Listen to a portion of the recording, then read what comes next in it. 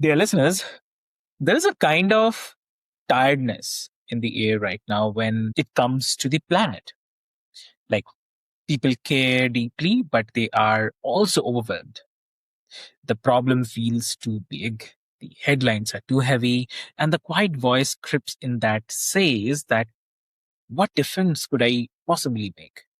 So we have gotten very good at naming what's broken, right? And what we are starving for is a kind of sense that something could actually be built, and that hope is not naive.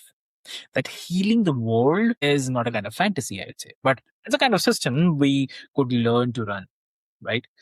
So today we are into this with someone who has spent his life building exactly that thing. Yeah. So, hey, dear listeners, welcome back to another powerful episode of Mind Meets Machine.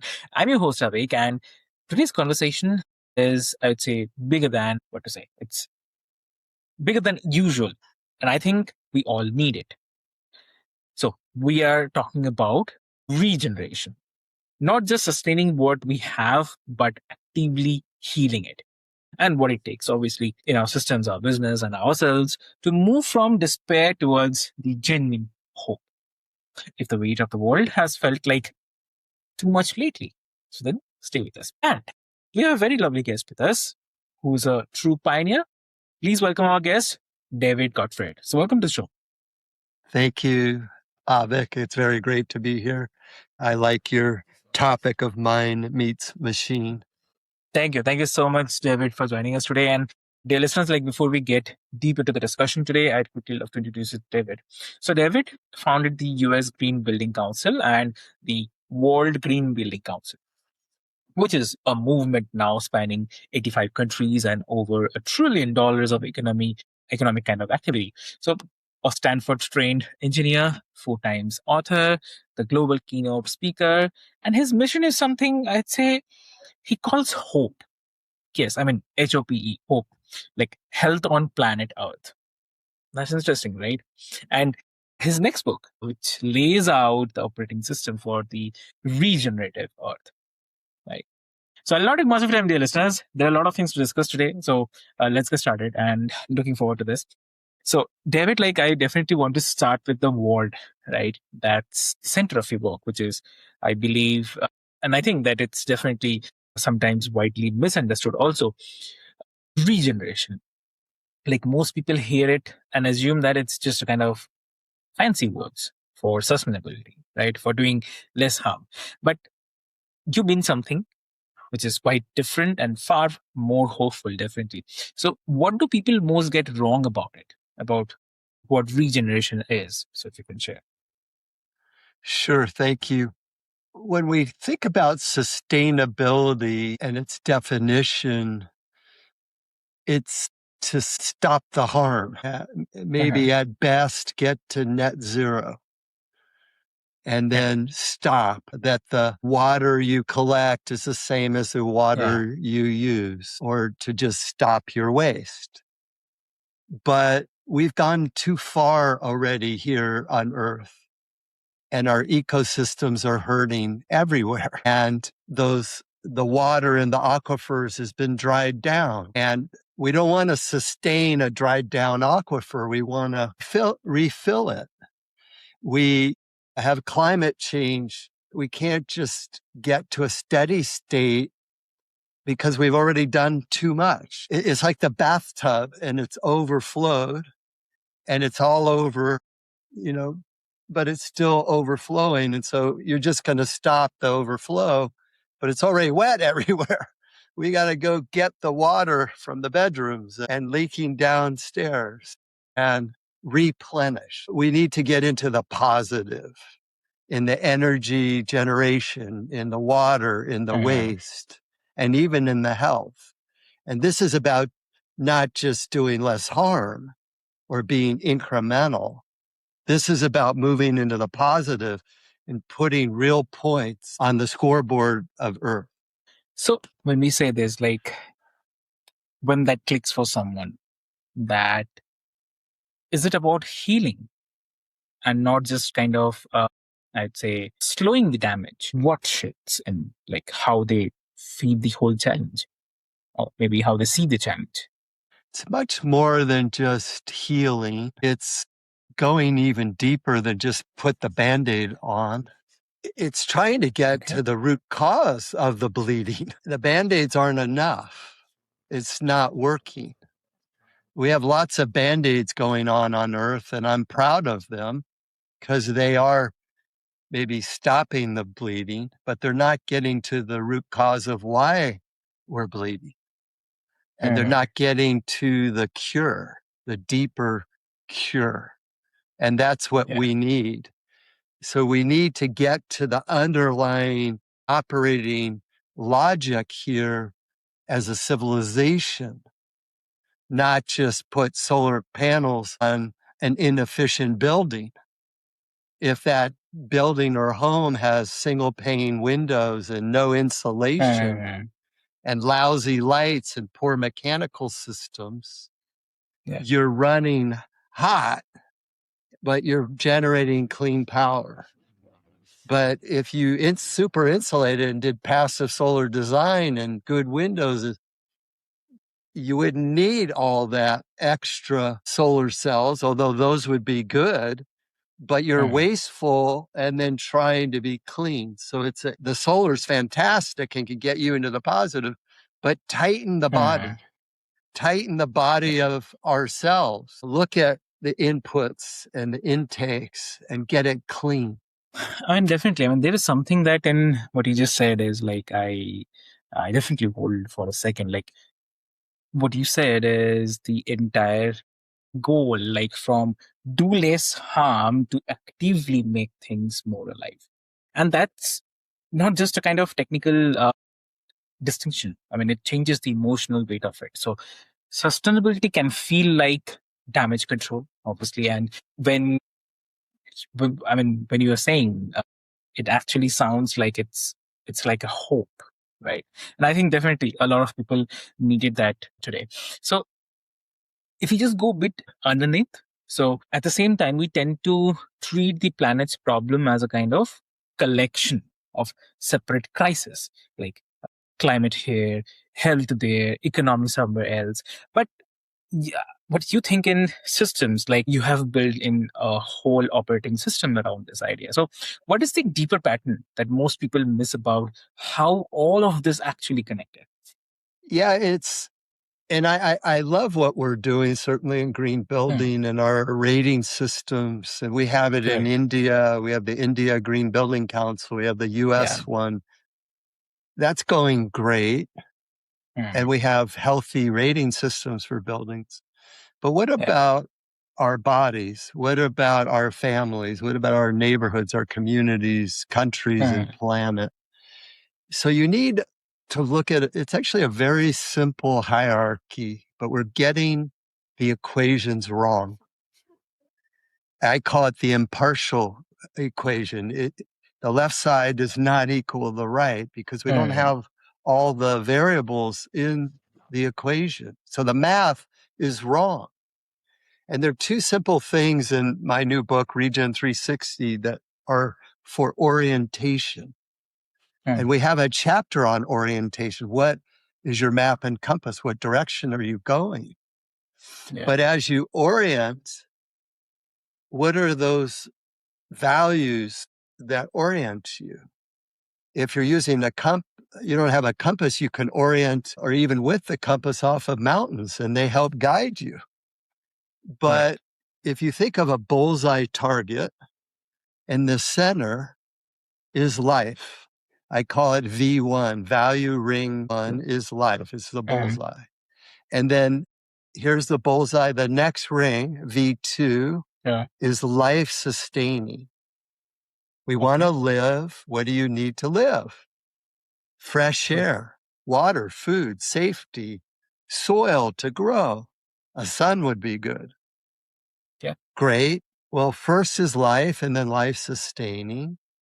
The next ring is once you have life and life sustaining, what do you build as a society?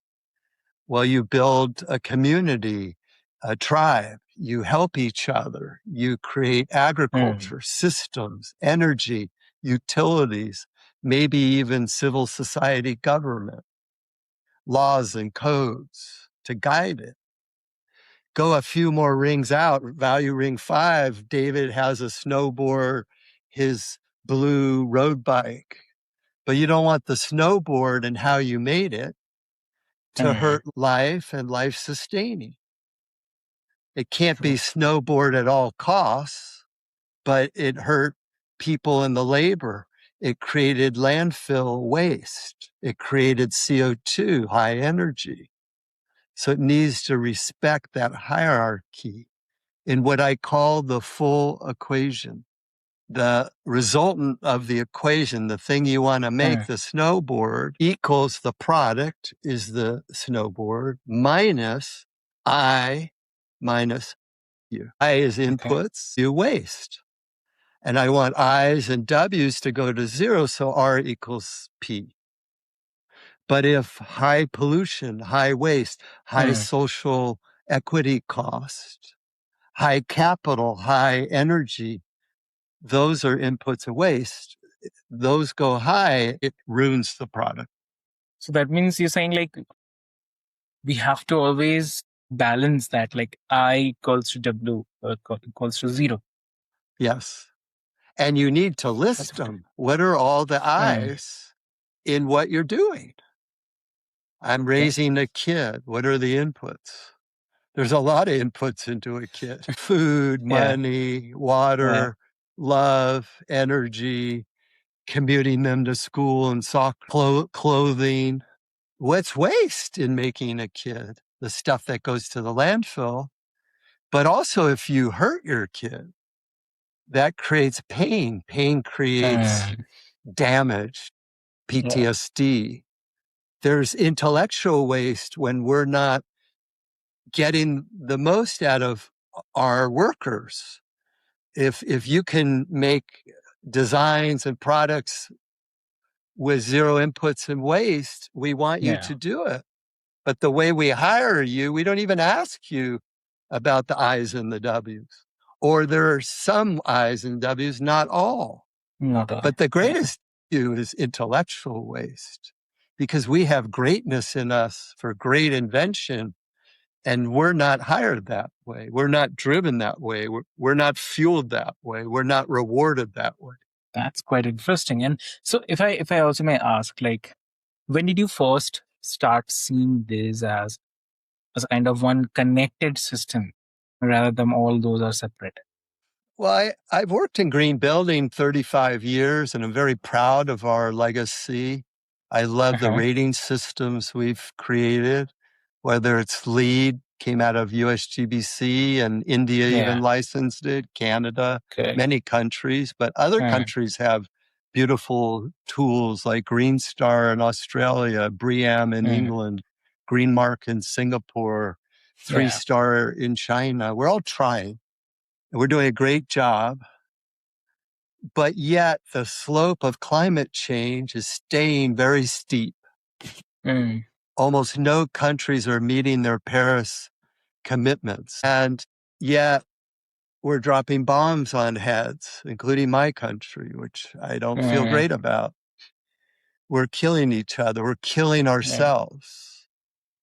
We have all these addictions, and we have phenomenal evolution in technology. The machines. I love machines. I love innovation. I always have to have the latest. AI has been my partner for 2.5 years. Yeah, exactly. But there's a cost for all of that. But how is the human evolution versus technological evolution? And we as a species are not evolving fast enough. Our amygdalas are still running hot. The survival wiring that helped us outrun the tiger is now killing us. And we need to move over to the prefrontal cortex, the logic of the brain, and think things through better. And so I realized the underlying logic of society was wrong. And it wasn't serving a faster evolution of humans to put the E at the end of that word, to become humane. And I call that the E revolution. So how do you use machines and technology to help accelerate human evolution instead of being human, to be frail, to be weak, to cultivate nature, to use Earth as a shopping mall, to become a humane species with empathy, gratitude, appreciation, love for all. That's quite interesting. Yeah. I mean, that idea that the health of the planet and the health of people on it are not kind of separate problems for sure.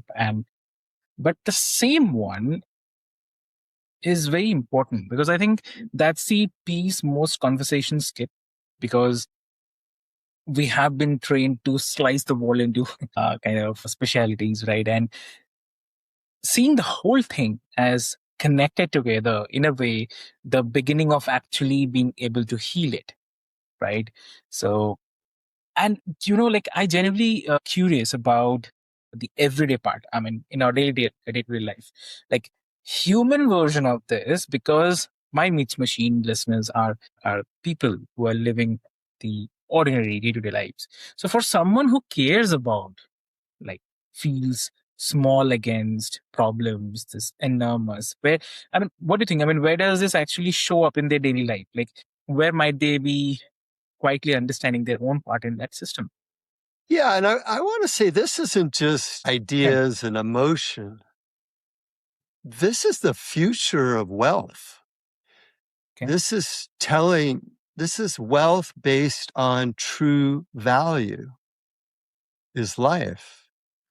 Yeah. The future of growth is fine, but it's growth in lessening our ecological footprint. And we all can play. This isn't too big for us. This is in every single thing you do every day. This is starting with your spheres of influence.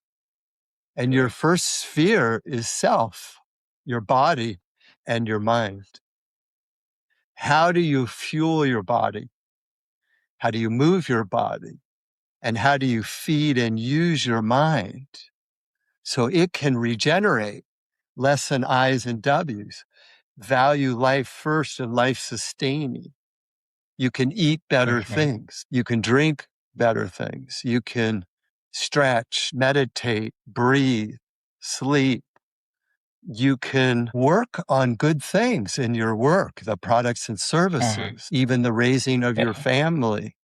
You can teach your kid about climate change, recycling, composting, electric vehicles, batteries, energy. You can teach them that this is our future. And yes, we got video games and TikTok and AI, but those can be your agent of accelerating evolution for humans. And this is a future path of wealth. And it's a deeper path of contentment and a life well lived. We have net worth, we like to measure our assets minus liabilities. High net worth, your God. Self worth, how our ego feels about how we occupy earth and our bodies. Fine, important. The third worth I named soul worth. Net worth, Okay. self worth, soul worth. What's your So, soul worth? And what's that calculation of the good you put into the world? right. The gratitude, the appreciation, the care, and being of service, listening, having real dialogue and conversation. You're here because you care about your audience. You're here asking me questions to serve them. You are of service. You're putting points on the scoreboard of your soul, and it's radiating care and good and service into this world. When you die, you don't take your money with you, but hopefully you feel contented. You Correct. had a life of purpose and legacy and passion and mission. So here I would definitely want to ask you one thing. Like, you have spent your life building the structures that let the regeneration scale across the business, buildings, whole countries. So for someone who is listening, whether they lead an organization or just want to live more aligned with this, then what is the way of thinking that you would point them toward? Well, one, get outside of your own struggles. There's a bigger world here, and we are a collective. You are my brothers and sisters. I don't care where you live. I don't Yeah. care your country, your culture, your race. I mean, I respect it, but we breathe the same air. Yeah. We swim in the same water. We are interconnected. And so if I help you, I'm helping myself. So think about doing good. If you are of service and care and gratitude, you feel better personally. And how do you roll all that into your existence so that by you here occupying space on earth, you're Mhm. radiating out contribution? It's so important. And I know we need our money to pay the rent, buy the house, get the car, put the kid in college. I have pursued this path for 35 years, and it was harder than you have. I had to help build a movement to get paid. Yeah. I didn't just become a computer programmer or lawyer, doctor in an established field. I started in green building in 1991. They're like, what's that? And, you know, no one wanted to even engage, but we made it work because it started with those value rings and it Mm. stood on solid ground. And so you can bring this home in everything you do. You can go through, I have 15 categories and do inventory. You can goal set. You can take little steps and get in touch with your health, how you raise your kids, the products and services you make, your messaging, your inputs and ways could be listed in everything you do. And there's a chapter called What Have We Forgotten? No matter what you're doing today and you think you nailed it, or you ran around like crazy and didn't, sit down with a journal or your phone and take that topic of the thing you're doing and write on the top, what have I forgotten? And start thinking it through. I forgot to say thank you to my spouse for breakfast. I forgot to breathe. I forgot to think of 3 things I'm grateful for. I Exactly. forgot to make my bed. I forgot to walk instead of drive. I Yeah. forgot to take out the recycling. I didn't calculate the carbon footprint on the thing I'm making. I ran my team too hard and in the old culture, and I need to repair and apologize and say, Correct. I'm sorry. I appreciate you. Thank you. That's really amazing. And here in this context, I definitely want to ask you about. So, listeners who are listening right now, maybe they'll be listening later. Because why I'm saying is because I can totally relate with you. Because I've been into also a real estate where I understand about the taking lead, the taking certifications about it, and how sustainability is much more important when it also comes for the uh, the the buildings which where tenants we host, right? So that is much more important. So from that perspective, if you have to give one advice to all the real estate people, all the normal human beings, what one advice you will give? Wake up. There's another earth here. Yeah. And maybe the way you've been going isn't the right path. Yeah. Maybe you're orienting towards old societal goals that are growth at all costs, Mm. growth, all costs, energy, water, waste, more eyes, more views, and your own soul and spirit is exhausted. We're all What's the first thing? You see a friend you haven't seen. How are you? Busy. Busy. Yeah. What the hell does that mean? Busy. I'm successful. I'm so busy making billions. I'm conquering the world. I'm important. Well, how are you really? I'm tired. I'm lonely. I'm hurting. I don't like what I'm doing. I'm wearing a suit and I can't breathe another second. That tie is sucking the oxygen out of my life. I'm a creative. What the hell am I doing? I wanted to paint my whole life. Instead, I was an engineer in real estate development. Well, behind is my painting, although the AI is following me. I got to turn that off. But if you look at that painting, it's radiant. That's my energy. I painted into the world. It took till I was 50 years old. On my birthday, I went to the art store. I bought the whole damn store, set up the easel, and just started to let it fly. And I painted for 10 years, 5 of them half time, not self-trained, just started. And I ended up in 2 galleries. I had 10 art shows. I have paintings all over the world, up to 12 feet. It just poured out of me. I wanted to write. I started writing at 40, and I've now on my 4th book. I like to teach through story. You can do it. Take those first steps to honor yourself, not who you were told to be, but where's your divine greatness? We all have it.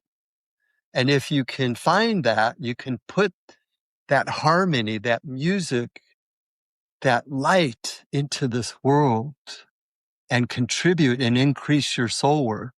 If listeners wants to connect with you, where can they connect? I have a website. It's www.regen360.net, REGEN3net. And you can find my 80 podcasts, my 4 books, some of my ideas and inventions. When my book's available now, you can get the links for pre-order. And I'll have something there called Regen Circles in October for the book launch. You could read about how to start a Regen Circle near you. I want this to go viral, where we create little circles of support and accountability for regen agents, not change agents, but regen agents. Yeah. And I think if you're listening to this, it could be you, and get a group together to support you as a base camp to go up the mountain, because we all need to go up the mountain. And once we've climbed one, start looking for the next. That's what I've been doing for 35 years. And I couldn't do it alone. We need each other. Exactly. Definitely, we need each other. And with this, thank you so much, David. I mean, it's really great knowing from you, and also about your approach of hope. So to hear someone who has built movements at this scale will definitely speak with this much hope. So that's exactly what people needed this today. So people who are listening right now, maybe you'll be listening later as well. If the weight of the world's problem has felt like it's too much lately, right? So here's what I'll definitely leave you with is like, you don't have to carry it all. You don't have to carry everything, right? You were never meant to, but you do have a place in the system. So just pick one this week, one small, maybe real act of regeneration in your own corner of the world, and do it not from guilt, but from the hope. That is where it begins. So with this hope, this is your host Avik, and this is Mind Meets Machine. I will see you in the next one. Thank you so much. Thank you.